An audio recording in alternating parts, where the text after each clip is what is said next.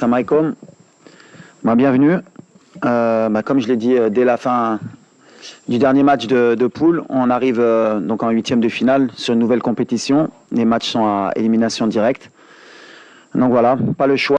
Si on veut continuer l'aventure de gagner ce match, on va tomber sur une équipe de Tanzanie qu'on connaît très bien. On les a joués beaucoup de fois ces dernières années. Avec toute l'humilité, comme je l'ai dit, et le respect qu'on doit à cette équipe, on sait que ça va être un match difficile, comme toujours.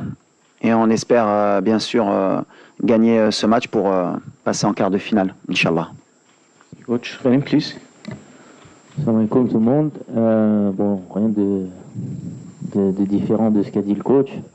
Voilà, on a passé la première étape qui était de passer les poules et de finir premier. Donc, le premier objectif est réalisé. Maintenant, voilà, c'est une nouvelle compétition qui commence, comme le coach l'a dit. Avec un premier match qui va être très très important. Très important de pas sous-estimer l'adversaire et de pas refaire les mêmes erreurs que dans le passé. Donc voilà, on est prêt, on s'est bien préparé pour cette rencontre. Donc voilà, on est uniquement focalisé sur ce premier match, sur ce huitième de finale. Et pas commencer à faire des plans pour la suite de la compétition. Donc je pense que c'est la stratégie à adopter, prendre match par match. Et dès demain, voilà, faire un très gros match et se qualifier pour les quarts de finale, Inch'Allah. La question, c'est sur l'équipe du Maroc. Donc, un des points forts de cette équipe, c'est le pressing. Il y a une stat qui est incroyable, c'est que le Maroc a pressé 10 fois en générant des tirs. C'est le numéro 1, le numéro 2, c'est le Sénégal et le Mali en 5. Est-ce que c'est quelque chose que vous travaillez pendant les entraînements? Est-ce que vous n'avez pas peur d'un essoufflement des joueurs parce qu'on le fait très tôt dans le match? C'est très bien que tu le signales, parce que c'est pas assez notifié par beaucoup de vos collègues. On nous a fait passer pour une équipe attentive depuis 3 ans, alors que c'est pas le cas. Il y a eu comme je l'ai dit, il y a eu une Coupe du Monde, on a joué avec nos armes, et un après Coupe du Monde où on est dans la possession et dans le pressing. Donc les chiffres en parlent, donc c'est tant mieux. Mais oui, le souci du pressing, c'est qu'à un moment donné, on peut pas presser tout le match. Parce que voilà, les filières énergétiques, elles ne le permettent pas. Et on a aussi ce souci de savoir gérer un peu plus les temps forts et les temps faibles. Maintenant, l'avantage qu'on a, c'est qu'on a un banc de qualité. Et l'objectif pour nous, à chaque fois, c'est d'essayer d'avoir le plus d'intensité, le plus de pressing possible. Et dès qu'on sent qu'il y a un essoufflement, faire les changements au bon moment pour pouvoir garder justement cette intensité. Et on a vu que les équipes qui jouent contre nous, en général, 2 ou 3 jours après, elles ont du mal à résister, même si elles résistent sur le coup dur match. Et on a beaucoup marqué en deuxième mi-temps aussi sur la dernière année dans nos matchs. C'est pour ça qu'il y a beaucoup de tension quand on est arrivé à la mi-temps à 0-0 ou quand on n'arrivait pas à ouvrir le score. Mais en général, en deuxième mi-temps, si on garde cette intensité, on sait que l'équipe qui est en face, elle peut craquer. C'est l'objectif de ce pressing. Maintenant, plus la compétition va avancer, plus on va avoir affaire aussi à des équipes qui pourront aussi résister à ce pressing. Il faudra être très intelligent pour ne pas tomber dans leur piège. Bolivar Iti. J'avais une question, c'était sur Brahim Diaz. On a vu que lors des 3 matchs, il a été très impactant, notamment les 2 premiers matchs où clairement c'était lui qui était au-dessus du lot. Est-ce qu'aujourd'hui il n'y a pas une Brahim dépendance au sein de la sélection de l'Atlas? Parce qu'on voit que clairement c'est lui qui est l'atout numéro 1 et quand il n'est pas dans son meilleur jour, ça peut être problématique pour l'équipe. Merci. Non, Brahim aujourd'hui il est efficace. On est où on voulait emmener Brahim. Brahim, quand il est arrivé au mois de mars. Je m'en rappelle, c'était un match contre l'Angola et il y avait eu le fameux match de la Mauritanie. J'ai toujours dit, vous pouvez regarder en arrière sur mes conférences de presse, en général, si on revient, en général, il y a des choses qui se sont dites. J'avais dit qu'il lui fallait du temps pour s'adapter à cette équipe, à ce jeu aussi africain. On a beaucoup travaillé avec lui, j'ai beaucoup voyagé à Madrid pour faire des vidéos, pour lui faire comprendre que c'était un jeu totalement différent de l'Europe. Et il devait s'adapter. Aujourd'hui, il est beaucoup plus proche de la surface. Il lâche de plus en plus son ballon, il est beaucoup plus mobile. Et naturellement, quand on a ce Brahim, il est efficace. De toute façon, on connaît son jeu, on connaît ses qualités. Il joue au Real de Madrid dans un des plus grands clubs au monde. Donc on sait ce qu'on attend de lui. Maintenant, concernant on va dire la dépendance qu'on aurait par rapport à Brahim, Ayoub Kahabi est à 3 buts aussi. Et je l'ai toujours dit aussi précédemment, le danger peut venir de partout. Avant cette CAN, c'était Sebari qui était efficace. On a eu d'autres joueurs comme Rahimi qui ont été efficaces. On a eu Al-Khanous qui avait été efficace. Voilà. Ce qui m'intéresse, moi, c'est pas le nombre de buts que mettent mes joueurs, c'est que le danger vienne de partout. Maintenant, si Brahim, il reste à ce niveau-là et qu'on peut être dépendant de lui et qu'il nous ramène la CAN, en tant qu'entraîneur, je serais le plus heureux des hommes. C'est ce qui m'importe, c'est surtout le collectif. Et Brahim, il rentre dans ce collectif et on aura besoin d'un Brahim efficace. Et quand il est efficace, c'est bénéfique pour l'équipe. Mjaoui à l'AFP. Ma question est pour Roman. Est-ce que tu peux nous dire un petit peu sur ton état de santé? Est-ce que tu es prêt pour jouer demain ou... Mon état de santé, ça va mieux, beaucoup mieux. J'ai beaucoup travaillé depuis que je me suis blessé, dès le lendemain. Travaillé physiquement, psychologiquement aussi, parce que une blessure qui arrive à ce moment de la compétition, c'était pas très, très évident, mais il fallait rester positif déjà pour moi-même et pour le groupe aussi, parce que voilà, c'était important d'être présent pour l'équipe et d'avoir un rôle aussi à jouer dans le groupe en tant qu'ancien de cette équipe et toujours avoir les mots justes pour le groupe quand ça va un peu moins bien ou même quand ça va bien de pas trop s'enflammer. Donc aujourd'hui ça va mieux, je commence à retrouver de bonnes sensations. Voilà, le plus important c'est de revenir pour moi à 100% pour pouvoir aider l'équipe si besoin, mais voilà, aujourd'hui la priorité c'est le groupe et voilà, peu importe que je sois là ou pas, le plus important c'est que l'équipe performe. Et voilà, après c'est à moi de me tenir prêt, donc on ne sait pas à l'avance qui va jouer, ça je peux vous le garantir. Donc, mais voilà, moi je suis content de ma rééducation jusqu'à présent. Et puis voilà, pour le reste, vous verrez bien. Hein. Une question pour le coach Dounia Mesli pour Afrique Foot. C'est bon, on entend. La Tanzanie, elle est souvent perçue comme un outsider. Comment allez-vous éviter le piège de l'excès de confiance lors du match? Merci. Avec l'humilité, depuis le début de la compétition, j'ai dit que ça devait être, en tout cas pour nous, le Maroc, pour le staff et pour les joueurs, en tout cas, la CAN de l'humilité. Voilà, tout le monde nous donne favori. Tout le monde dit que si le Maroc ne gagne pas la CAN, c'est un échec. Si le Maroc ne gagne pas facilement, c'est un échec. Et moi, mon travail à moi et à mon staff, et aux joueurs aussi, aux cadres, aux leaders, c'est ce que je leur dis au quotidien, c'est de garder les pieds sur terre et de se rappeler pourquoi le Maroc n'a pas gagné la CAN depuis 50 ans. Et la CAN, on ne l'a pas gagnée depuis 50 ans parce que je pense qu'à un moment donné, on a manqué d'humilité à chaque compétition. Et donc, il ne faut pas qu'on tombe dans ce piège. Ça va jouer que sur ça. Donc, on va rester les pieds sur terre. On va respecter cette équipe de Tanzanie qui s'est qualifiée et qui est souvent là, en Coupe d'Afrique ou en qualification. C'est une équipe aussi qui grandit dans son football. Ils ont développé leurs infrastructures, ils développent leur championnat avec 2 gros clubs. Ils ont des joueurs locaux qui sont très bons, qui ont l'habitude de jouer en Afrique. Et rien que pour cela, demain, ce ne sera pas un match facile, comme contre la Zambie, comme contre les Comores. J'ai toujours répété qu'il n'y avait pas une équipe facile, même si on ne me croit pas. Donc voilà, nous, on va jouer avec nos moyens, avec notre force, avec ce qu'on a fait depuis longtemps, pour ne pas leur laisser justement l'espoir de pouvoir créer la surprise. Après, on est chez nous, on va jouer devant pratiquement 68 000 spectateurs. Et c'est un match à élimination directe. Et un match à élimination directe, heureusement ou malheureusement, tout est possible. C'est comme un match de coupe. Alors au Maroc, on a la Coupe du Roi, la Coupe du Trône plutôt, Kass el-Arch chez nous, la Coupe du Roi en Espagne, la Coupe de France. En Angleterre, on voit les surprises, il y a toujours des surprises. À nous de faire en sorte que demain, il n'y ait pas une chance pour cette équipe. C'est Vivien Dorfac, journaliste Equinox Télévision Cameroun. Coach, on a vu Hakimi entrer en jeu contre la Zambie. Qu'est-ce que vous pensez de son rendement pendant ce match et est-ce qu'il est possible de le voir démarrer demain contre la Tanzanie? Alors Achraf, on a toujours été clair, je crois, depuis le début de la compétition, depuis sa blessure, on a toujours bien communiqué aussi. L'objectif qu'on avait avec Achraf, c'était de le faire monter en puissance par des entraînements bien sûr et le faire entrer en compétition au bon moment. Donc voilà, il est rentré une demi-heure contre la Zambie, un peu aussi dans un score qui était dans un bon confort pour lui, pour rentrer, sans qu'il prenne trop de risques.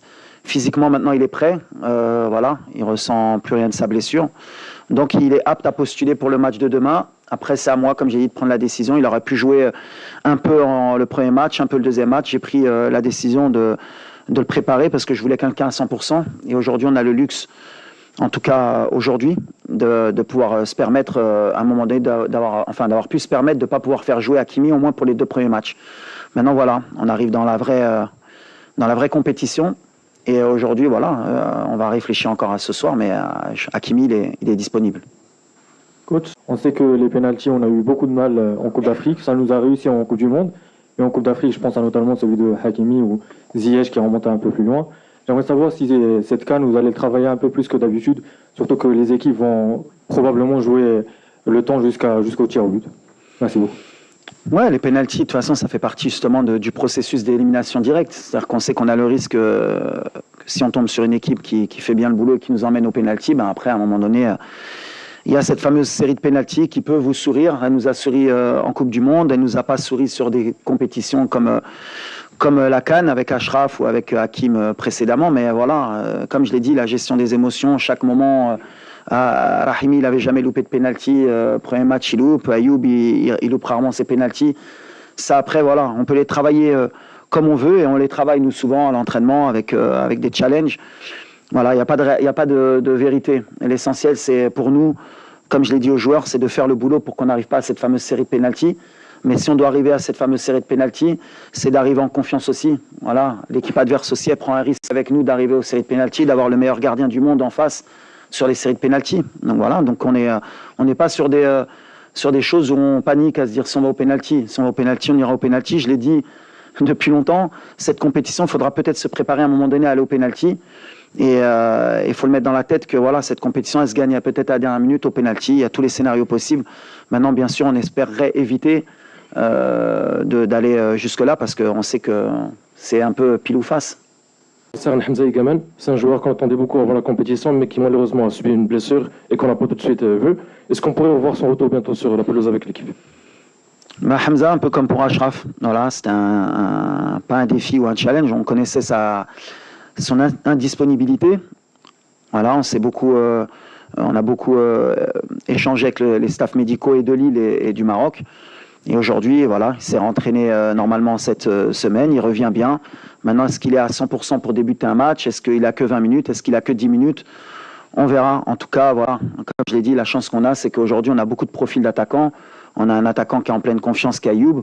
Et le fait de pouvoir compter aussi sur Hamza sur le reste de la compétition, c'était aussi mon objectif, d'avoir un profil différent. Donc, est-ce qu'il peut débuter demain? Est-ce qu'il peut rentrer? On verra. Ça dépendra aussi du match, ça dépendra aussi de beaucoup de choses. Mais en tout cas, voilà, il évolue bien. On est dans notre timing. On savait qu'il pouvait revenir sur la deuxième partie. Donc, pour le moment, on est en train de réussir notre challenge. Et pour Achraf, et pour Hamza. Donc, je suis content. Je tiens à féliciter aussi le staff médical de notre équipe parce que voilà, l'équipe nationale, c'est pas qu'un coach, c'est pas que des joueurs. Il y a des gens qui travaillent tout autour de l'équipe. Et le staff médical en fait partie. Ils ont bossé jour et nuit pour que Hamza il soit prêt en temps et en heure. Vous êtes sur une dynamique très positive. Le coach parle souvent d'humilité. Qu'est-ce que vous dites entre vous pour ne pas sous-estimer l'adversaire? Et je voulais avoir aussi ton avis sur la CAN tous les 4 ans. Merci. Comme l'a dit le coach, il faut faire preuve d'humilité. Et comme j'ai dit au tout début, malheureusement dans le passé, on a eu certains déboires parce que on en a peut-être manqué à un moment donné où on s'est fait éliminer de la compétition par des équipes qui étaient censées être footballistiquement inférieures à nous. Et parce que on n'a pas fait forcément ce qu'il fallait pour passer et on se fait surprendre et après c'est des désillusions et des désillusions. Et au contraire, on a eu des moments où ça n'a pas été le cas et on a réussi à faire de grandes choses aussi. Donc je pense que ce qui est important, on le répète, je pense que le coach vous l'a répété aussi depuis un certain moment, c'est l'état d'esprit. Il n'y a pas à calculer. Je pense qu'aujourd'hui, je ne vais pas dire qu'on s'en fout un peu, mais c'est le cas. Peu importe l'adversaire, le principal, c'est nous. Et les ingrédients qu'on va mettre chaque match pour aller au bout. Donc, il faut avoir le même état d'esprit, que ce soit peu importe l'équipe qui va se dresser contre nous. Je pense que le mental et la discipline qu'on va mettre chaque match, ça fera la différence parce qu'après les qualités footballistiques, je pense qu'on les a. On a des joueurs de grande qualité qui jouent dans les meilleurs championnats, que ce soit en Europe, en Afrique, même en Asie. Donc le plus important, c'est d'être prêt à partir du moment où on va être prêt mentalement, à sacrifier. Le football, on sait jouer au foot, je pense que ça c'est indéniable quand on voit les joueurs qu'on a. Donc ça c'est l'aspect où on insiste le plus, nous, les cadres, surtout auprès des jeunes, parce que voilà, pour beaucoup c'est une première CAN, aussi qui est au pays, donc ça peut être à la fois un peu de stress ou aussi de l'insouciance de ne pas savoir ce que représente la Coupe d'Afrique, encore plus au Maroc. Donc c'est important de garder ce message-là, et on l'a vu sur le dernier match où on a été plus consistant pendant les 90 minutes, et au final voilà, je pense que nous on a pris du plaisir, les gens qui étaient au stade ont pris du plaisir, et au final à la fin tout le monde était content. Donc c'était le principal. Et après, concernant la CAN, c'est vrai que ça va faire un changement, parce qu'on est habitué à des CAN tous les 2 ans. Après, je pense que d'un point de vue aussi individuel, au niveau des joueurs, ça peut être quelque chose de bien aussi vis-à-vis des clubs. On sait que pour certains, ça a souvent été un frein dans leur carrière. Donc là, ça laisse un peu plus de temps aussi. Donc ça permettra peut-être de voir encore plus de joueurs africains dans les grands clubs, et que les clubs arrêteront de trouver l'excuse de la Coupe d'Afrique. Donc après voilà, c'est une fête qu'on aime bien quand même, la CAN, à chaque fois, parce que c'est un moment de convivialité, avec toujours une bonne ambiance, une bonne atmosphère, que ce soit dans les stades ou autour. Donc ça va manquer, mais après je pense que pour le foot aussi et pour les joueurs, c'est quelque chose qui sera bien, et ça va amener une valeur encore plus spéciale à la Coupe d'Afrique. El Kaabi, c'est un joueur qui a fait des matchs et marqué des buts incroyables pendant le tournoi jusqu'à présent. C'est un joueur qui a eu un parcours un peu atypique pour les joueurs professionnels de haut niveau. Il a quitté le collège à 15 ans, il a travaillé en tant que charpentier quand il était jeune. Est-ce que vous pouvez parler un peu de lui en tant que personne, en tant qu'humain, et qu'est-ce qu'il apporte dans le groupe, c'est que nous on voit pas sur le terrain? Merci. Je réponds moi. Ayoub, alors moi je peux bien en parler d'Ayoub, parce que j'étais entraîneur du FUS quand il jouait au RAC de Casablanca, et d'ailleurs j'ai souhaité le recruter au FUS de Rabat. Pour l'anecdote, d'ailleurs c'est le président du RSB Berken qui me l'a piqué au dernier moment. Et il a bien fait, parce que derrière, il avait mis, je crois, 20 buts en championnat, il avait été meilleur buteur du CHAN. C'est un parcours atypique, et je pense que c'est le meilleur exemple pour les jeunes Marocains. Le parcours de résilience d'Ayoub. C'est quelqu'un, comme vous avez dit, qui a joué dans les catégories amateurs, qui était charpentier, qui jouait arrière-gauche à un moment donné, qui a été mis attaquant. Moi, je me rappelle pourquoi je voulais le recruter. Il avait mis 2 buts en Coupe du Trône face à mon équipe. Et j'avais souhaité le recruter parce qu'on sentait le talent brut. C'est quelqu'un qui a eu des hauts et des bas et qui n'a jamais abandonné. Et Ayoub, par exemple, c'est quelqu'un que je n'ai pas appelé pour la Coupe du Monde en 2022 alors qu'il avait fait les qualifications. Et il n'a rien dit. Il s'est battu, il a retravaillé, il a fait des bons choix de club. Et aujourd'hui, c'est l'attaquant de l'équipe nationale, et ça marche bien pour lui. Comme quoi, le travail, le silence comme il l'a fait, ça prouve toute l'humilité qu'il a. Quand je parlais d'humilité tout à l'heure, si je peux donner un mot qui peut décrire Ayoub Kaabi, c'est humilité. Il sait d'où il vient, il sait où il veut aller, et c'est un super mec humainement. Quand je l'ai pas pris à la Coupe du Monde, il n'a jamais rien dit, il a dit ok, j'accepte coach, je vais travailler pour revenir plus fort, et c'est ce qu'il a fait. Et pour les jeunes Marocains qui n'ont pas une carrière, qui n'ont pas fait de centre de formation et qui sont charpentiers ou autres, voilà, le rêve il est possible. Et quand on peut permettre à des enfants de rêver, eh ben, il faut valoriser ce genre de joueurs. Donc Ayoub aujourd'hui, tout à l'heure on parlait de Brahim, voilà, Ayoub il fait partie aussi de ces joueurs qui vont faire rêver des jeunes Marocains, et je suis très fier de lui aujourd'hui, et je pense que c'est un joueur exemplaire. Moroccan clubs and Tanzanian clubs have played each other recently in the CAF Champions League, and it feels that the Tanzanian clubs are catching up quickly. What do you think is the challenge posed by Tanzania national team in this game tomorrow? And what is the update of Hakimi in English, please, Walid?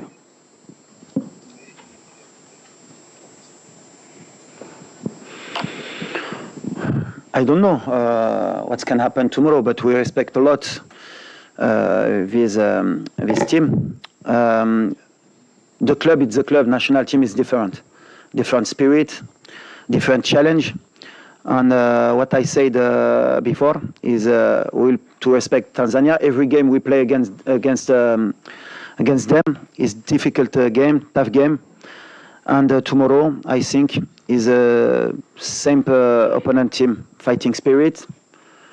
Maybe we defend a lot, small space, lot of counter-attack with Mzuva or Samata. Who is waiting set pieces about this.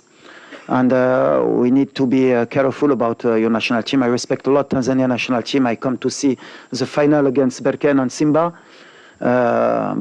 You have a different player because the team is playing the Chan. You have only 4 players is playing. You have 8 players is play outside of the country. And it's different team, but also we want to play same like before and to win this confrontation, Inch'Allah. Bonjour Célis et bonjour tout le monde. Monsef Addi, 1 TV.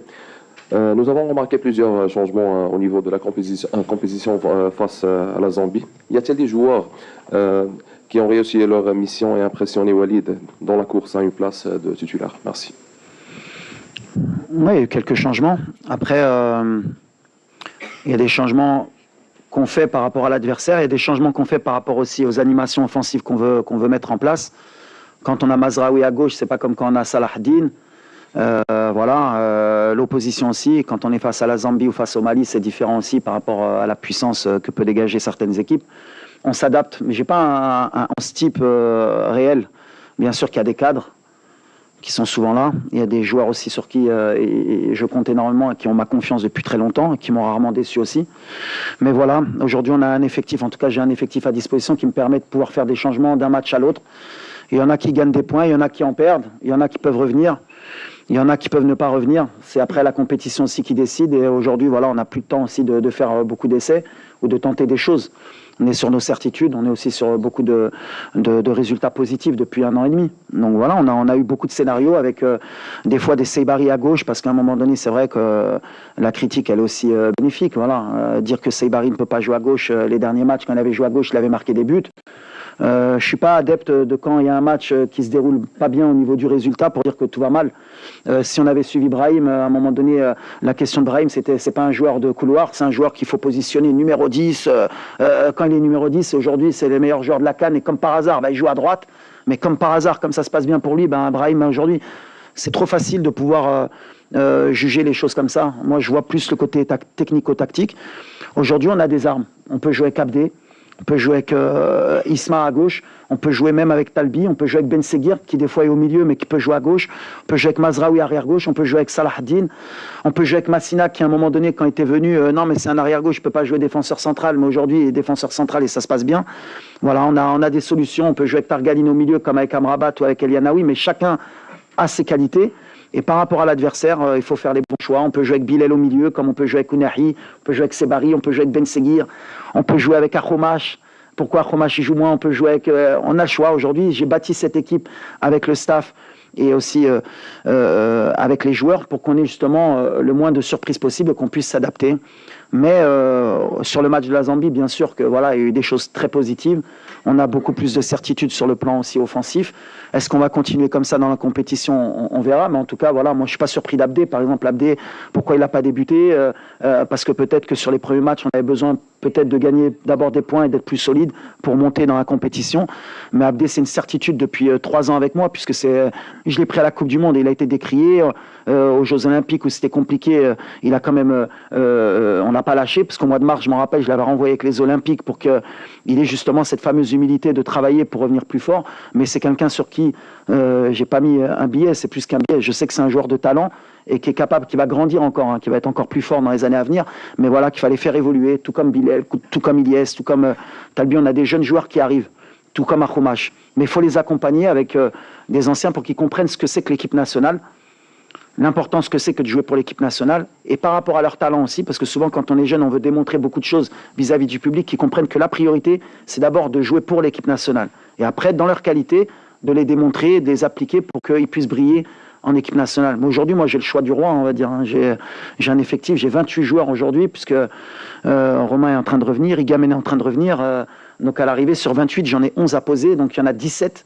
Si on retire les gardiens, ça fait 15 qui peuvent jouer. Et à chaque fois que je mets mon équipe, quand je regarde ceux qui sont sur le banc, et je les appelle les changements de jeu, les playmakers qui peuvent changer l'équipe, bah, je leur dis que les 11 qui sont là, ils pourraient très bien débuter. Mais c'est pas faux. Hein. Merci coach. Last two questions to the player number 6 of Morocco, Ghanem Saïs, please. السلام عليكم. محمد بتاح من قناة العيون.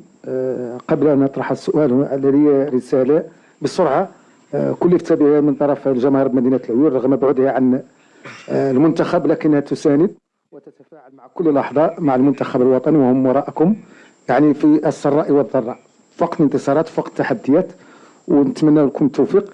أما السؤال لأن الكثير من الزملاء أنهم طرحوا الأسئلة فيما يخص التكتيك الإحصائيات، لأن المنتخب التنزاني من بين المنتخبات اللي لعبنا معاه أكثر من مباراة في المجموعات وما عنده ما يخسر. شنو الطريقة إن شاء الله باش نحققوا الأماني، لأنه خروج المغلوب اللي وصلنا له الآن هو أصعب مرحلة، وإضافة إلى ذلك ما هي الرسالة التي توجهها للجماهير اللي ما هي في الملعب، اللي أمام الشاشات، والتفاعل مع المنتخب في كل لحظة وفي كل لقطة. Ghanem, please. Ouais, c'est pour toi. En gros que le public vient de la ville de La Lyon, que là-bas ils nous souhaitent bonne chance et qu'ils sont derrière nous, que le public est derrière nous, et que là on va jouer la Tanzanie, et que voilà, ils ont rien à perdre, et que nous on a absolument tout à perdre, donc comment on va gérer ça? Ouais. Non, bah déjà, on a la chance d'avoir des supporters aux quatre coins du monde, j'ai envie de dire. Donc ça, c'est une force pour nous. Après, voilà, c'est comme on l'a déjà dit, on sait qu'on est favori dans ce match. Mais comme l'a dit le coach, comme j'ai dit aussi, il faut qu'on aborde ce match avec beaucoup d'humilité, beaucoup d'envie. Et c'est pas de se focaliser sur l'adversaire, mais uniquement sur nous-mêmes et sur les ingrédients qu'on va mettre pendant ce match pour aller se qualifier en quart de finale. Donc je pense que aujourd'hui on a tous conscience de l'enjeu de cette CAN au Maroc. Et voilà, on a un objectif qui est clair et précis. Et demain, voilà, on a un prochain obstacle qui est la Tanzanie. Et on va tout faire pour franchir cet obstacle en proposant un beau jeu et en ayant la bonne attitude sur le terrain pour montrer les valeurs qui sont les nôtres et qui nous animent depuis un petit moment et depuis le début de la compétition, même si au début on était un peu critiqué, mais voilà, on a confiance pour ce match de demain et voilà, Inch'Allah, ça va bien se passer et puis on va passer en quart de finale. Last question to the player, please. To the player. Okay.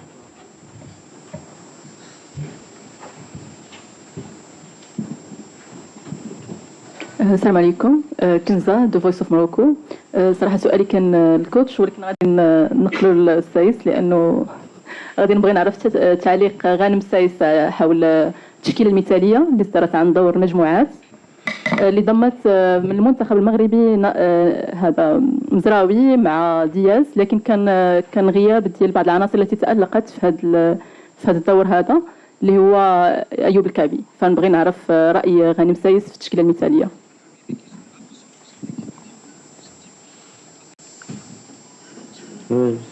J'arrive, ça marche pas.